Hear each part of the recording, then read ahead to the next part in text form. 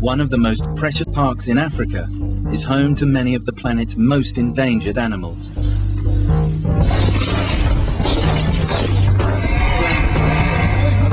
These men are trying to kill them. This is the story of one British soldier who takes on a mission impossible: to face crazed militias and a corrupt army, halt the mass extermination of wildlife, and create a Garden of Eden out of the ashes of conflict. Everything you touch here is tainted. Somebody in authority is doing something illegal. It's only a matter of time before the bullets start flying. Can a hired gun save Africa's wildlife?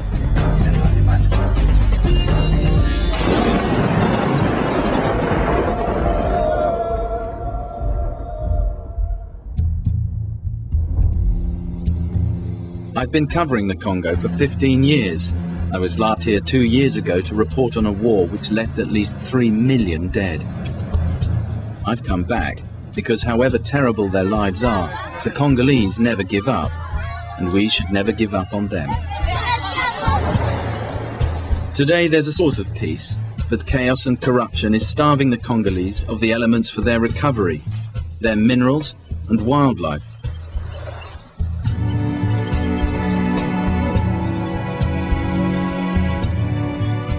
The Virunga National Park, home to the last of the planet's mountain gorillas, is a World Heritage Site.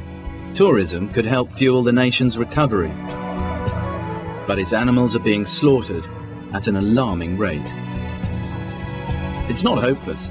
Amid horrors, ordinary people have made noble efforts to protect their heritage, often at great personal risk.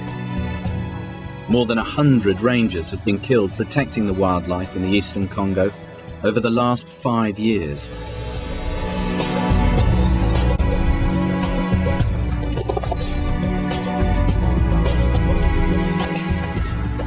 This is Makokia. She's one of surviving only 20 lowland gorillas living in the mountains here in the Virunga. They're the most threatened species of gorillas on Earth. All of the gorillas in this group have got names that reflect Congo's history. The silverback is called the firstborn. Another one is called Not a Decent Living Person, from the days when they had war and poaching. And the lastborn is called Reconciliation, because the Congo now has some kind of peace. But the lifetimes of these apes depend on a very small group of men. The park rangers, they're working often without any kind of pay, frequently without food. And a lot of them feel that the whole world has forgotten them in their efforts to save these gorillas.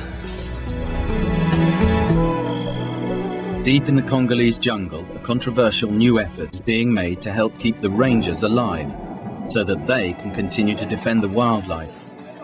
They're getting British Special Forces training.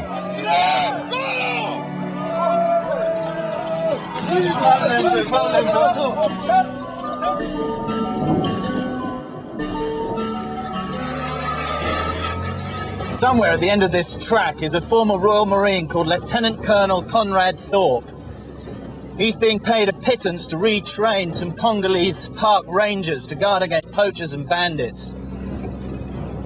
He's getting less than half what he was paid in the British Armed Forces, and a complete pittance to what he could earn as a mercenary in Iraq or Afghanistan. I'm intrigued to find out what on earth motivates him. I finally arrive at Conrad's base, an abandoned tourist resort built by the Belgians in the 50s. A former colonel in the British Special Boat Squadron, Conrad grew up in Kenya. Pleasure meeting you. Good to meet you. It's been a long time coming. Yes. Yeah. He's being funded by the Frankfurt Zoo, the European Union and USAID to retrain 600 rangers and form an elite anti-poaching unit out of the best men. I have a very passionate feeling for Africa and particularly her people. You know, I desperately want to put something back into the continent from whence I came. And I think I have a chance to do that here. Late that night, the next batch of rangers arrived by boat for a week of training and selection. These guys have just done about 70 kilometers across the Lake Edward. It's been a choppy ride. Very few of them can swim, and a handful have turned up with AK-47s. They're expecting to get rifles here in the camp, but those are simply not going to be there. So they're going to have to mix and match and share.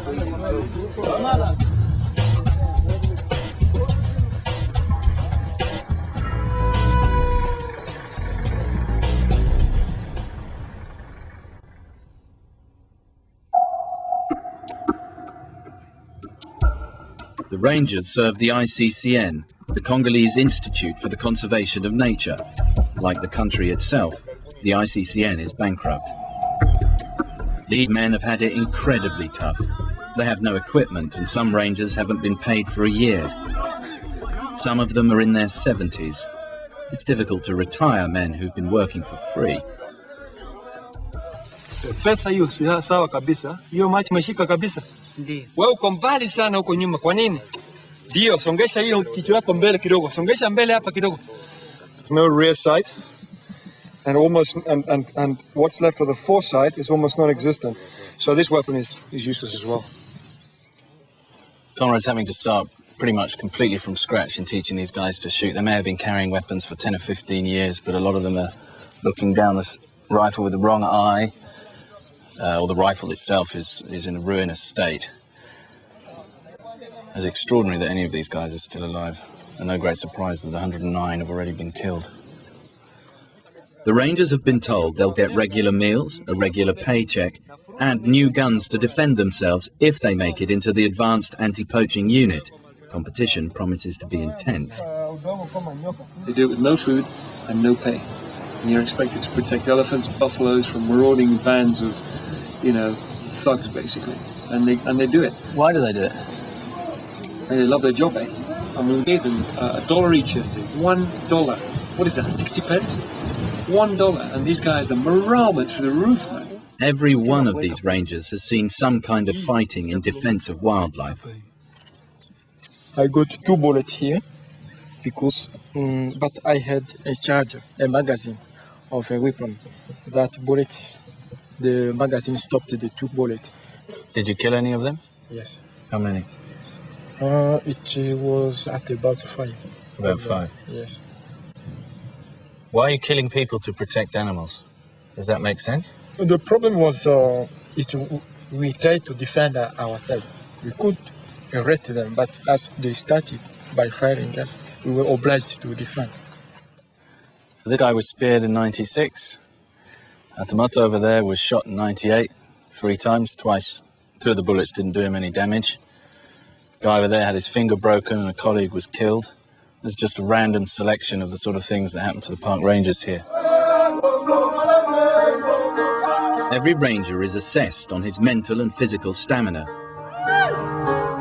Their rankings after every challenge are carefully logged. Only the best will make it into the elite team. Gosh! Gosh! It's more than just a job. Christian Lukasha from Goma is a ranger who's willing to risk all. Et il y a beaucoup de gardes qui sont morts pour les parcs, mais malgré la mort des gardes, on ne peut pas laisser et on ne peut pas craindre de protéger notre parc. Et si c'est du problème, si c'est la mort, si c'est quoi, j'ai choisi de travailler pour le parc. Conrad's training mission hasn't come a moment too soon. There have been reports of serious poaching just outside the camp. The Congo's now enjoying a fragile official peace, and militia groups have reluctantly agreed to join a national army, but other rebels still infest the forests.